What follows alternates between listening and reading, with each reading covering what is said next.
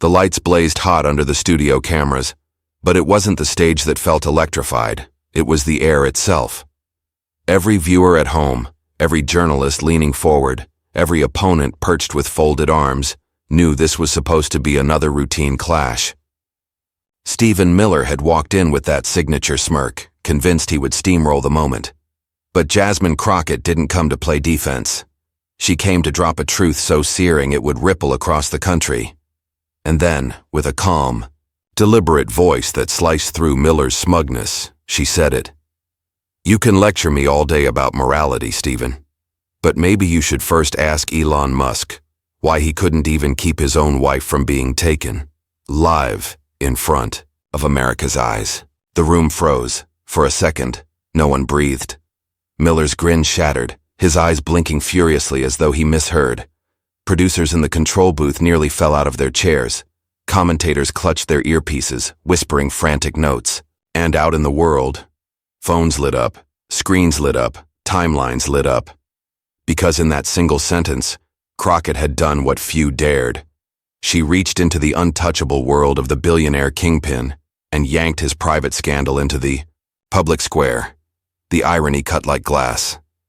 Miller, the eternal moralizer, suddenly stood exposed next to the very man whose empire was built on unchecked power, chaos, and indulgence.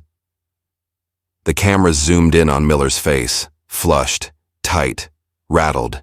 He stammered half a syllable before retreating into silence. Crockett didn't raise her voice, didn't even lean forward.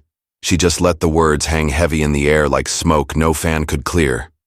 On social feeds, the clip went viral before the moderator could even ask the next question. Hashtags erupted. Crockett exposed. Miller meltdown. Musk scandal. Memes exploded. Miller's wide-eyed glare plastered across fiery captions. Viewers didn't just see a debate moment, they witnessed history bending. Live. But this was only the beginning. Because that single revelation wasn't just gossip, it was a grenade lobbed into the heart of political hypocrisy. And as the dust settled, America leaned closer, desperate to hear what would come next. And what happened next left even Miller's allies scrambling for cover. The blast of Crockett's words was still echoing when the debate moderator tried to regain control. But control was an illusion. The audience wasn't thinking about policy lines anymore. They were thinking about the raw crack that had just opened beneath the political stage. For the first time in years, Stephen Miller's dominance of the narrative was shaken, and Jasmine Crockett knew it. To understand why this moment struck so deep, you have to step back and see the battlefield it landed on. This wasn't just about a personal jab. It wasn't just about Elon Musk's private humiliation. It was about the deeper war raging in America, between those who weaponize power, wealth, and cruelty to hold others down, and those who dare to challenge it with courage, clarity, and truth.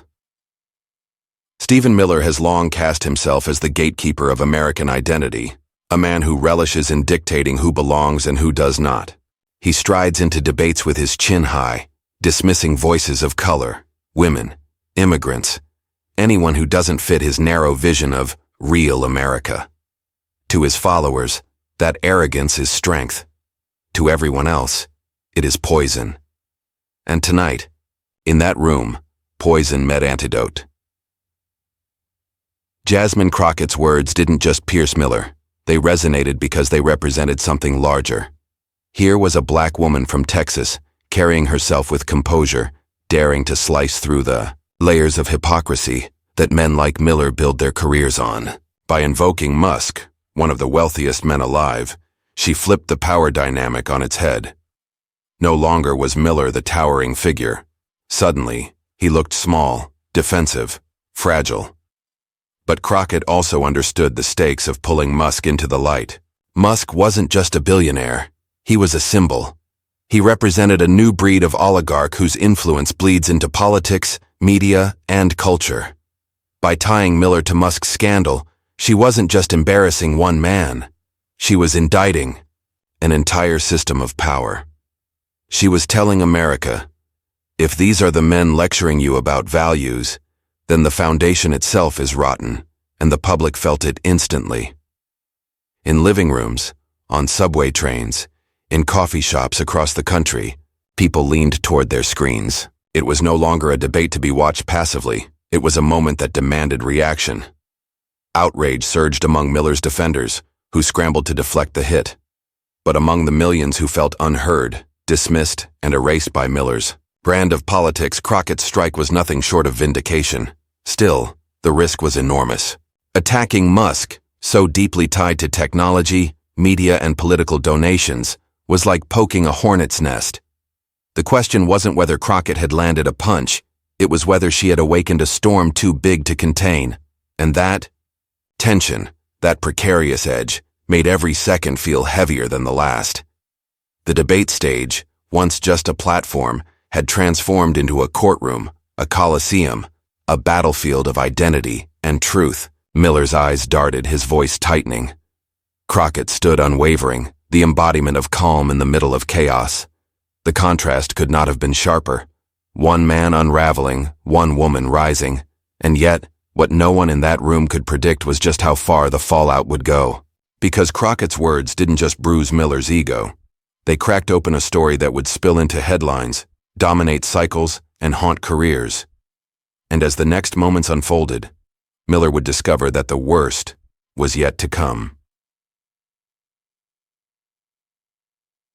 Truly grasp why this confrontation mattered, why Jasmine Crockett's words cut so deep. You have to know the man sitting across from her, Stephen Miller. To his allies, he's a strategist, a cold mastermind, a man who speaks with the precision of a blade. But to millions of Americans, he's the architect of exclusion, the face of cruelty dressed in a suit and tie. Miller didn't stumble into the spotlight. From his earliest years, he reveled in controversy, sharpening his tongue like a weapon. In high school, classmates remember him as the kid who picked fights not with fists but with words, lectures, and smirks. He would argue with teachers, bait students, push boundaries, not to seek truth, but to dominate. Power wasn't just a goalsword, it was his addiction. That hunger carried him into politics. He rose quickly, not because he inspired, but because he intimidated. He became the whisper in powerful ears, the hand behind policies that separated families at the border, cut off paths to citizenship, and told entire communities, "You don't belong here." To many, his legacy is one of cages, bans, and walls. He didn't just enforce policies, he personified a philosophy. America for the few, silence for the rest. And Miller thrived in the shadows. He wasn't the politician at the podium soaking up applause. He was the ghost behind them, scripting lines, feeding rhetoric, designing moments meant to spark division. But tonight, on that stage, the ghost had stepped into the light. For once, the man who pulled strings was forced to answer directly for his own arrogance. It was arrogance that defined him. Watch him in any interview. The piercing glare, the clipped words, the condescending tone. He treats opponents as if they are children. He laughs at suffering as though empathy is weakness. That same smugness was plastered on his face when he first sat across from Jasmine Crockett. To him, she was just another obstacle, a woman he could belittle, dismiss, roll over. But arrogance blinds, and it had blinded Miller to the reality that America had changed since his early days. The country was tired of cruelty disguised as policy, tired of the endless sneers, tired of a man who wielded elitism like a sword while pretending to speak for the real people. And Crockett? She was not the opponent Miller expected. She wasn't intimidated by his stare. She didn't shrink when he interrupted. She let his arrogance build, let it tower higher and higher, because she knew what was coming. The irony of Miller's rise was that he always claimed to defend morality, family, and values. He projected himself as a guardian of tradition, a watchdog against chaos. Yet his record tells another story. A man comfortable tearing families apart at the border, a man who cheered cruelty if it meant asserting dominance, and now tied by Crockett's words to Elon Musk's scandal, that hypocrisy blazed under the spotlight. Because how can a man who preaches virtue stand silent next to a billionaire accused of betraying the very sanctity of family? How can the self-proclaimed protector of American decency defend an empire built on indulgence and exploitation? Miller had no answer, not because there wasn't one, but because the question itself exposed the rot at the core of his philosophy. As Crockett's words reverberated, the image of Miller began to fracture. He was no longer the intimidating strategist. He was a man cornered by his own contradictions. A man whose fortress of arrogance suddenly showed cracks, each one spreading wider under the weight of truth. And it wasn't just Crockett who saw it. Viewers across the nation felt the shift. They had seen Miller for years as untouchable, untouchably cruel. But now, in real time, they were watching the mask slip. They were watching the so-called mastermind fumble, falter, and flinch. But Miller's unraveling had only begun, because the deeper the night went, the more his carefully crafted facade would collapse, and Crockett was only warming up. What happened next would take the arrogance Miller carried like armor and turn it into the very weapon that destroyed him. If Stephen Miller's story was one of arrogance and exclusion, Jasmine Crockett's was the polar opposite. Her story was one of grit, sacrifice, and relentless courage. To understand why her words struck like thunder, you have to understand the woman behind them, the journey that carved her into someone unshakable. Jasmine Crockett did not come from the polished world of political dynasties. She didn't have billionaires funding her path, nor did she carry the smug entitlement of those who believe the system exists to serve them. She came from Texas, raised among people who worked long hours, stretched paychecks, and leaned on faith and family to make it through. She carried that world in her bones. From an early age, Crockett's life was defined by struggle.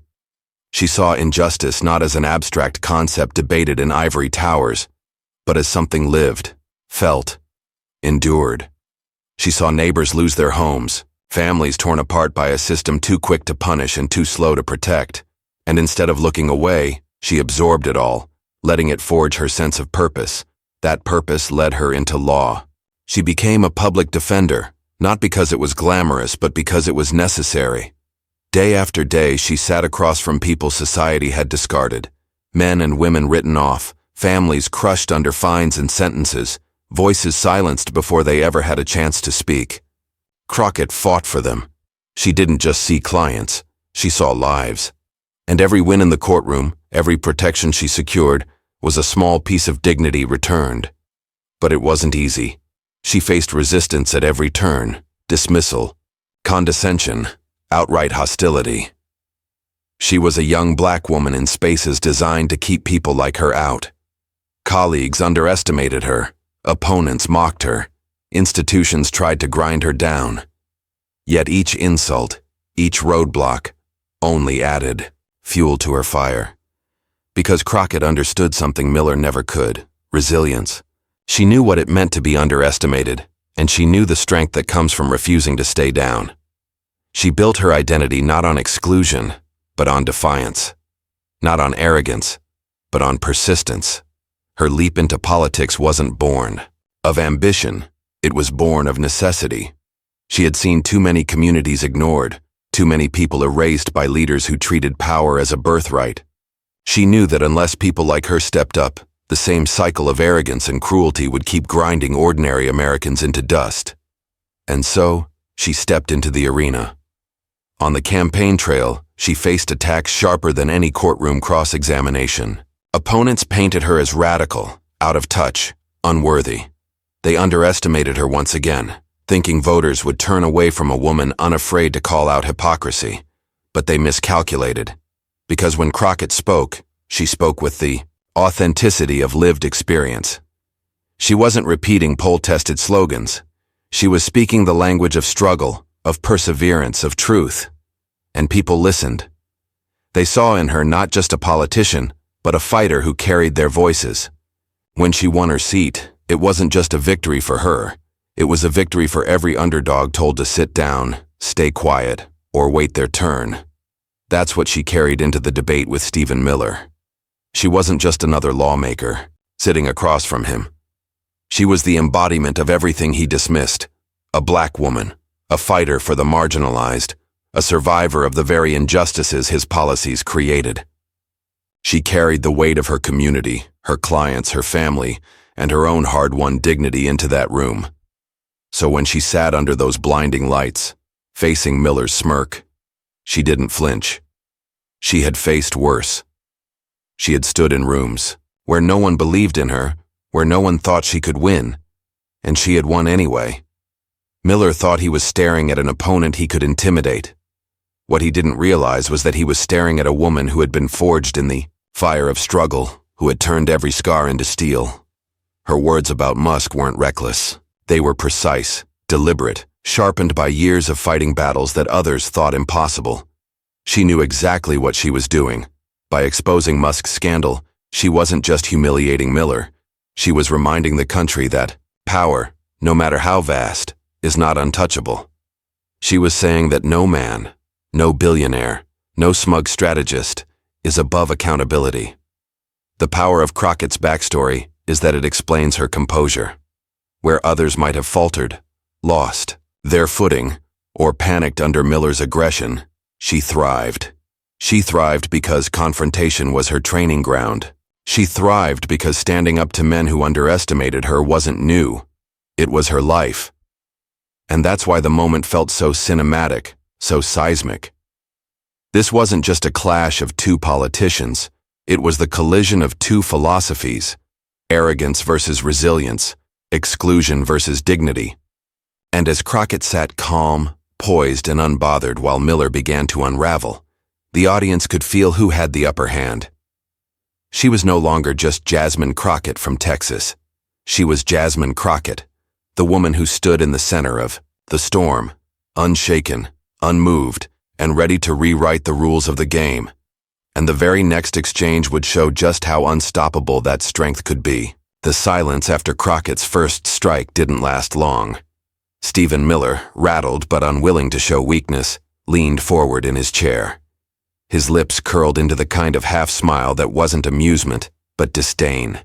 He tried to reclaim the moment with the sharpness of his words, speaking over Crockett, raising his tone just enough to drown her out. "This is what happens," he sneered, his voice dripping with condescension. "When people who don't understand the stakes of governing think they can throw around tabloid gossip, this is beneath the dignity of this platform." But his voice cracked. Not loudly, not enough for his supporters to notice immediately, but enough for those watching closely to hear the fracture. The veneer of control was slipping. Crockett didn't flinch. She let him rant, her eyes steady, her posture unbroken. It was the kind of composure that infuriated Miller. He thrived on rattling his opponents, dragging them into emotional chaos. Yet here she sat, silent, calm, waiting, not cowed, but calculating. The moderator tried to cut in, but Miller plowed ahead. "The American people don't care about your cheap shots. They care about borders, about law, about protecting this nation from weakness. And weakness is all you've displayed here tonight." The words echoed in the hall, but they rang hollow. Because even as Miller shouted about strength, his face betrayed something else: desperation. His forehead glistened under the stage lights, his jaw tightened with every syllable. He wasn't controlling the room anymore. He was fighting to claw it back. Crockett chose her moment. With a quiet but firm voice, she spoke just above his, forcing him to either shout louder or back down. "Stephen, you talk about dignity, but dignity isn't about hiding the truth. It's about facing it. You preach about protecting families, but you sit shoulder to shoulder with men who tear theirs apart. Which is it?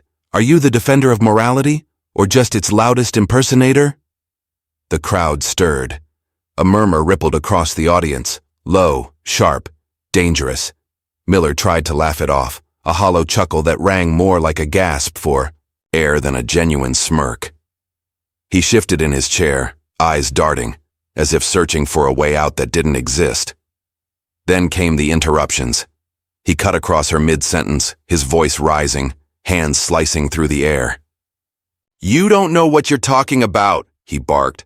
"You're embarrassing yourself, embarrassing this stage." But the more he raised his voice, the smaller he looked.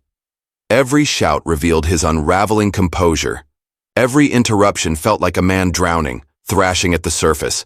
And Crockett, still calm, still measured, was the undertow pulling him down. At home, viewers leaned closer. This was no longer a debate about policy bullet points. This was psychological theater, a clash of wills, a duel between a man unaccustomed to resistance and a woman unafraid to stare him down. And then came the moment that shifted everything. Miller, red-faced, spat out one final insult. "People like you don't belong in the same conversation as leaders who built this nation. You're out of your depth, Congresswoman." The room gasped. Even his allies grimaced at the phrasing. In that single sentence, Miller had crossed a line, saying aloud what many suspected he thought, that leadership was reserved for a narrow few, and that Crockett, by her very existence, was excluded. Crockett's eyes flashed, but not with anger, with certainty. She had him exactly where she wanted him. Her silence stretched just long enough for the weight of his words to settle on every ear in the room. And then, with the poise of someone who had been waiting her whole life for this moment, she prepared to unleash the counterattack that would shatter Miller's image once and for all. And when her response came, it would not only silence Miller, it would ignite a firestorm across the nation. The air was thick, heavy with Miller's words still hanging like smoke. "People like you don't belong." It was more than an insult. It was a declaration of exclusion, a mask ripped off in public. For a heartbeat, silence filled the stage, the kind of silence that crackles with the sense that something irreversible is about to happen. Jasmine Crockett didn't rush. She didn't shout. She didn't mirror his rage. Instead, she leaned forward, slightly, her hands folded calmly on the table, and spoke with a steadiness that carried more power than any outburst ever could. "Stephen," she began softly, her voice almost too calm. "You've built a career on deciding who belongs and who doesn't. On drawing lines to shut people out, on writing policies that break families apart. You wear arrogance like it's armor. But tonight, let me tell you something you didn't expect to hear. Your armor has cracks." The audience leaned in. Miller blinked, trying to interject, but Crockett raised a hand slightly, commanding the room without force. "You lecture me about dignity. You stand on stages like this and speak about morality, about protecting families. Yet you sit comfortably aligned with Elon Musk, a man whose personal life is a billboard for hypocrisy. A man so powerful, so untouchable, yet he couldn't even hold together the very thing you claim to defend, his own family. And you call yourself the defender of values?" A gasp rippled through the hall. The mention of Musk again, tied not to scandalous gossip but to hypocrisy, was surgical. It cut deeper than the initial shock. Crockett wasn't just throwing shade. She was drawing a line from Miller's politics to Musk's failures, connecting arrogance with emptiness. Miller's face flushed crimson. He stammered, That is irrelevant, that's—" But Crockett pressed on, her tone unwavering. "Irrelevant? No, Stephen. It's the most relevant thing of all. Because you and men like Musk think power excuses everything. You think wealth, status, and privilege give you the right to lecture the rest of us. But power without integrity is nothing. Wealth without responsibility is emptiness. And arrogance without accountability is weakness." The room erupted, some in applause, some in shocked murmurs. Miller tried to shout her down, his voice rising, but the more he spoke, the more drowned out he became by the gravity of her words. She paused, letting the noise swell, then quieted it again with her calm delivery. "You talk about borders, Stephen, but you've built more walls around yourself than any policy could ever build. Walls of fear, walls of division, walls so high you can't even see the dignity in people who don't look like you, worship like you, or live like you. That isn't strength, that's fragility." Miller shifted in his chair, his jaw tight, his hands fidgeting with his notes. The cameras captured it all, the unraveling of a man who had built his brand on control, now stripped bare in front of the nation. Crockett's eyes locked onto his, steady, unrelenting. "And let me make this plain. I belong here. Every immigrant who crossed oceans belongs here. Every worker who wakes before dawn to feed their family belongs here.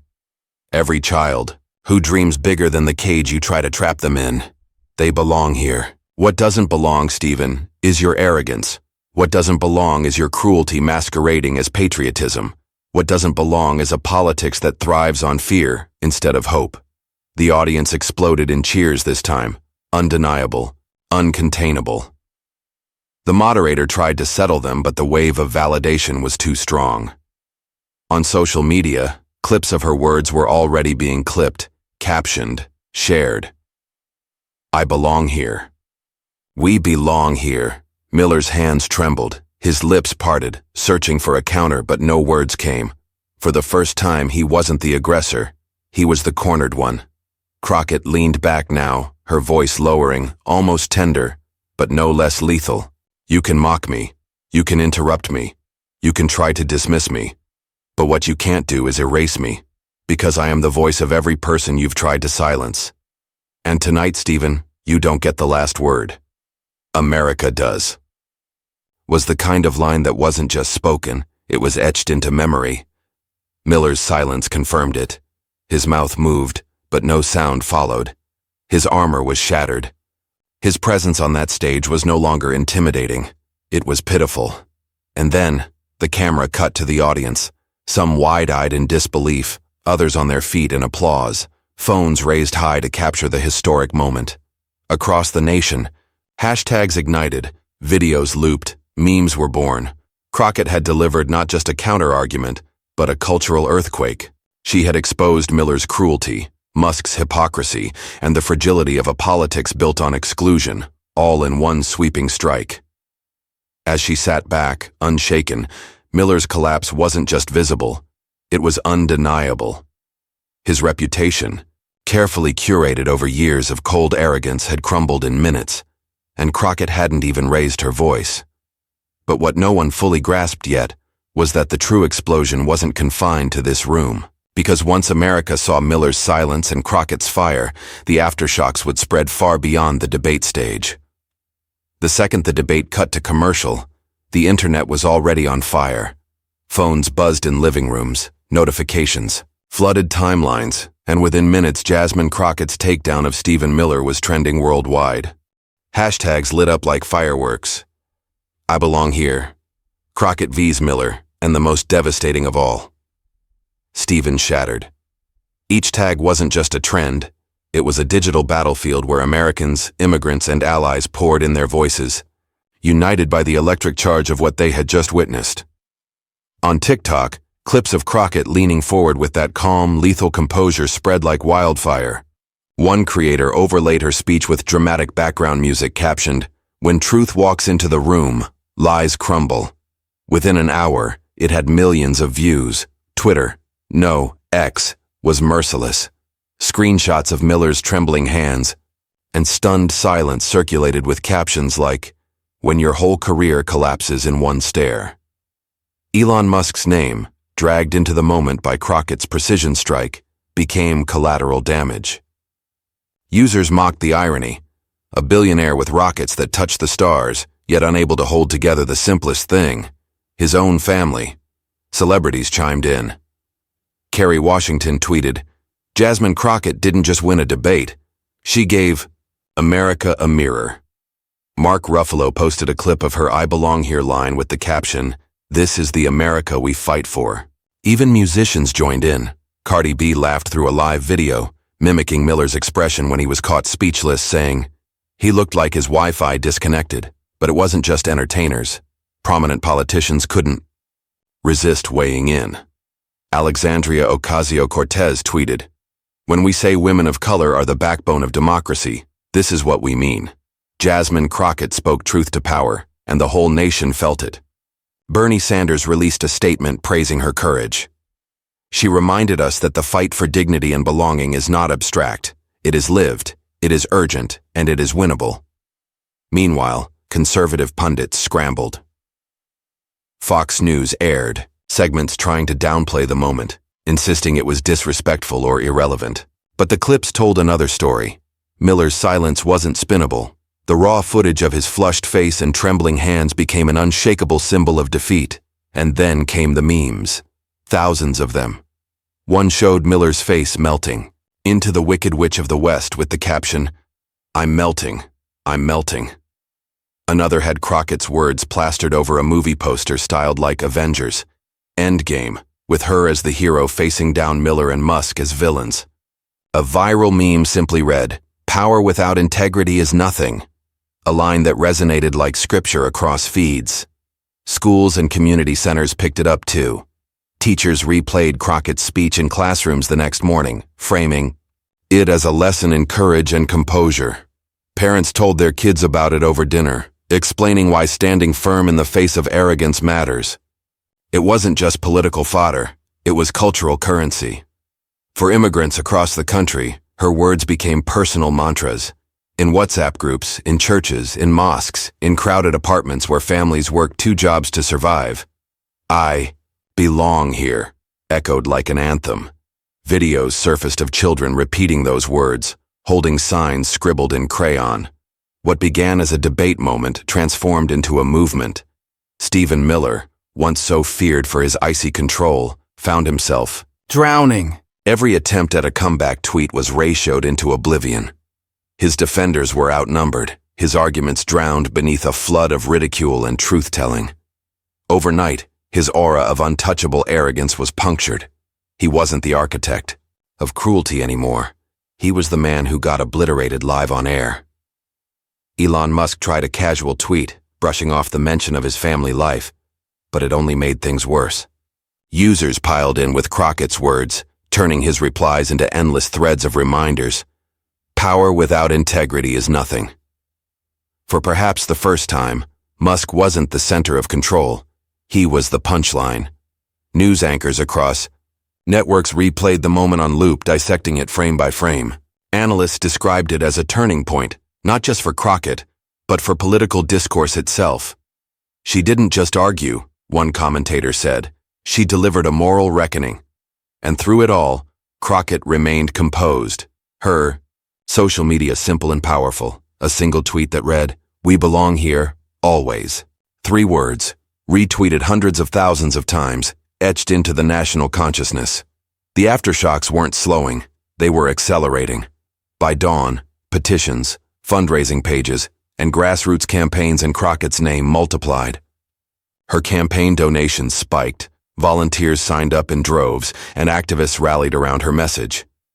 This wasn't just a viral moment, it was a cultural turning point. One confrontation on a stage had unraveled years of carefully crafted arrogance and lit a fire that no spin machine could extinguish.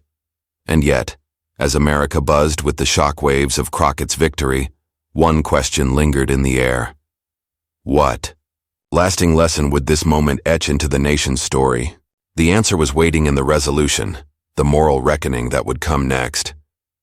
When the noise of the moment began to settle, what lingered wasn't just the image of Stephen Miller collapsing under the weight of his own arrogance. What endured was Jasmine Crockett's steady voice, her words echoing far beyond that debate hall. "We belong here." Those 3 words crystallized into something larger than a rebuttal. They became a promise, a reminder, a rallying cry. In kitchens, classrooms, union halls, and church pews, they carried a moral clarity that cut through years of division. America, a nation built from the sweat and dreams of immigrants, suddenly saw itself reflected not in Miller's walls of fear, but in Crockett's embrace of belonging. Because belonging is more than citizenship. It is more than a passport or a borderline on a map. Belonging is the belief that dignity is not earned through privilege, but inherited by humanity itself. Crockett's words reminded the nation that America's true strength has never come from exclusion. It has come from expansion, from welcoming, from absorbing, from daring to be bigger than fear. And here was the irony Miller could never understand.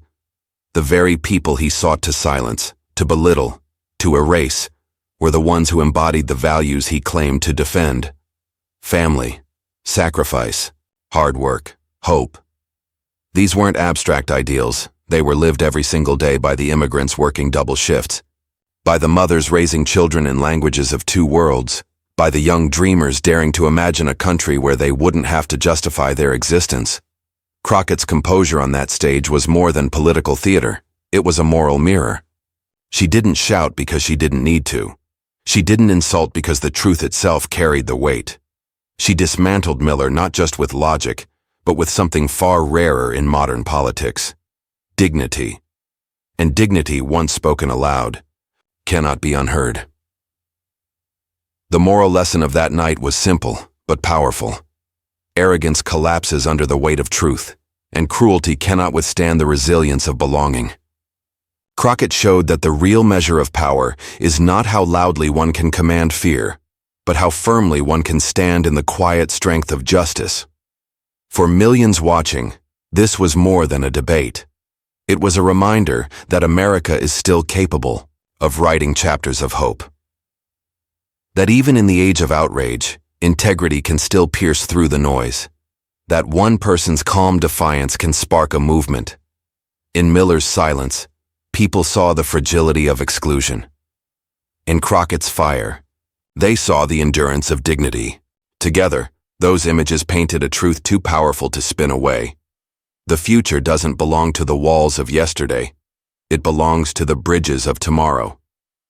As Crockett left the stage that night, reporters shouted questions, cameras flashed, and social media continued its storm.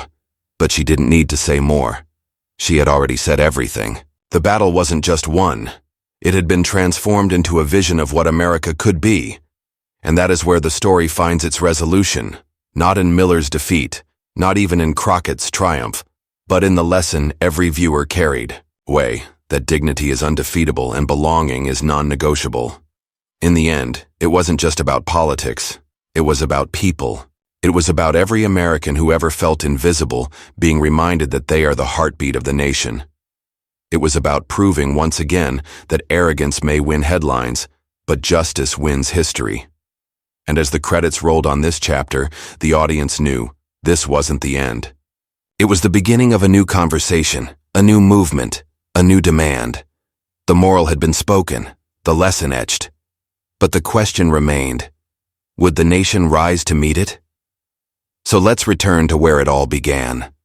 Stephen Miller walked into that debate armed with arrogance, certain he could intimidate his opponent with the same cold cruelty he has built his entire career on.